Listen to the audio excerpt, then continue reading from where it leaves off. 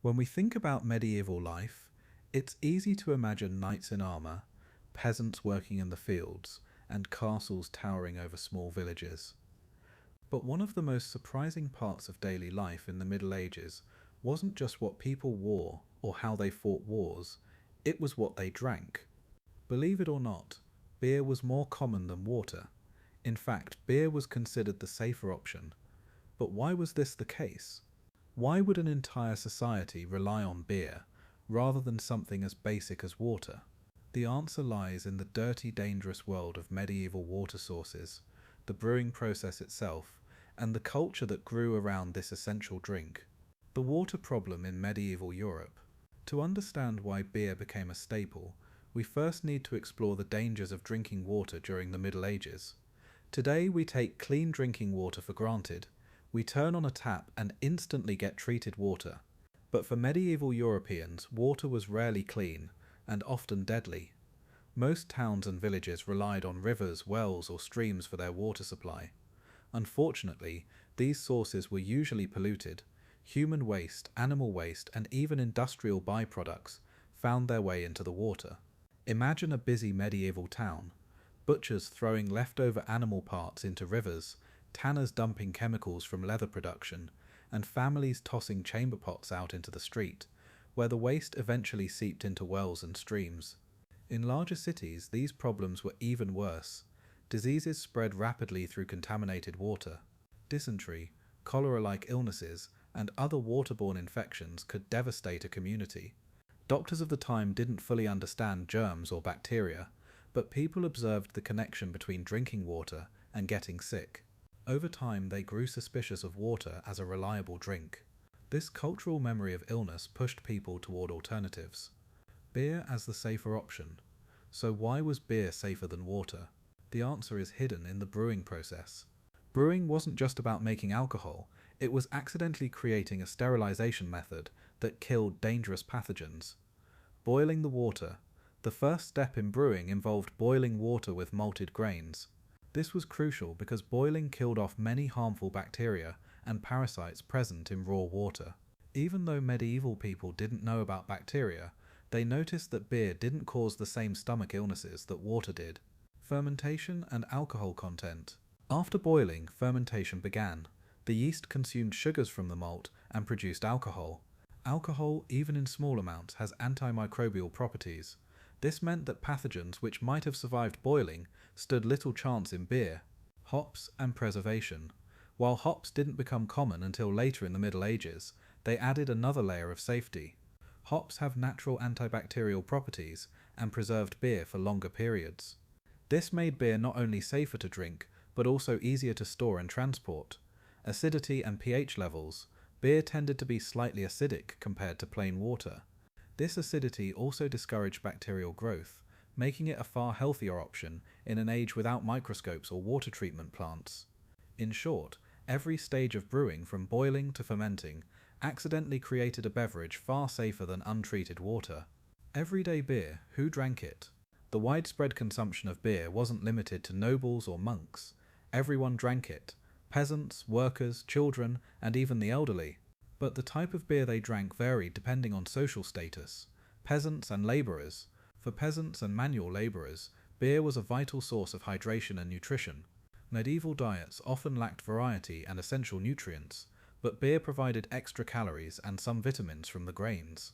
Workers in fields or on construction sites could drink several litres of beer a day without becoming drunk, thanks to small beer, a very low alcohol version commonly brewed for daily consumption. Small beer usually contained less than 1 to 2% alcohol, making it safe for children as well. Children. Yes, children drank beer in the Middle Ages. Parents considered it far safer than water. Children usually consumed small beer, which was mild in alcohol content but still carried the benefits of being boiled and fermented. It was seen as both a drink and a food supplement. Nobles and the wealthy. The upper classes enjoyed stronger, better quality beer. For them, beer wasn't just a necessity, but also a luxury. Wealthier households could afford imported hops and higher grade malt, producing richer flavours. They drank stronger ales at feasts, where beer was accompanied by wine and mead. Monks and the clergy. Monasteries became some of the greatest centres of beer production.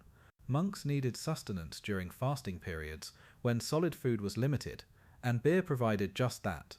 In some abbeys, monks were allowed to consume several litres of beer each day, and their brewing techniques greatly improved the safety and taste of the drink. Beer and daily nutrition. Beer wasn't just a drink, it was food. The grains used in brewing meant that beer contained calories, carbohydrates, and even some protein. For many peasants, a pint of beer was a way to sustain energy throughout the day. It was often described as liquid bread. Without modern nutrition, this was an essential supplement. Beer also provided some vitamins, like B vitamins from the yeast. While it couldn't replace fresh fruits or vegetables, it was a critical dietary element in a world where famines were common. In fact, during times of food scarcity, beer became even more important for survival. The cultural importance of beer. By the High Middle Ages, beer was more than just a safe drink. It was central to medieval culture and economy. Community brewing. In many villages, brewing was a communal activity. Families brewed beer at home, often in small batches. Women in particular were heavily involved in brewing, and some became known as alewives. These women sometimes ran small businesses, selling beer to neighbours, making brewing an important source of income. Taverns and alehouses. Alehouses became social hubs in medieval towns. People gathered there not just to drink, but also to exchange news, make deals, and form community bonds. Taverns were central to medieval urban life, much like coffee houses or pubs today. Legal and economic role. Beer was so important that it often became a taxable commodity. Authorities regulated brewing, set quality standards, and sometimes taxed beer sales to generate revenue. The very fact that governments were involved shows just how essential beer had become. Comparing beer and water, a matter of survival. To truly understand why beer dominated, let's imagine the choice a medieval villager faced.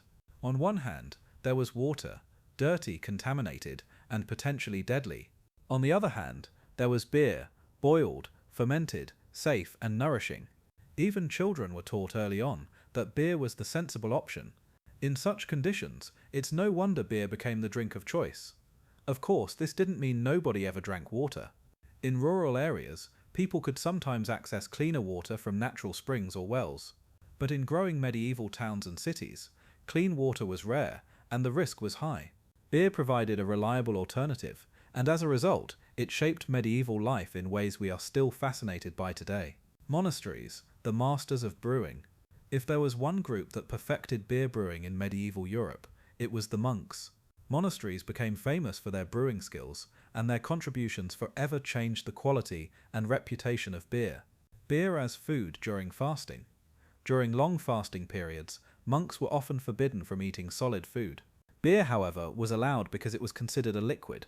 This led monasteries to develop rich, nourishing beers that sustained them during these fasts. The phrase liquid bread became especially true within monastic walls. Innovation and quality control. Monks kept careful records of their brewing methods, ensuring consistency and gradual improvement.